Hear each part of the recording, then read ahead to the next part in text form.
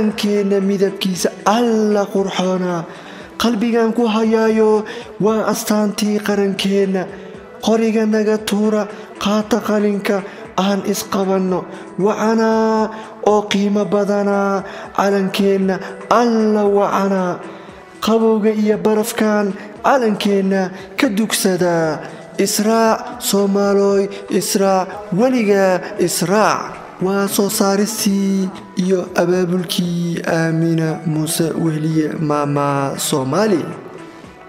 farsamada iyo laxamka waa Cabdiraxmaan Macalin Xuseen maamaan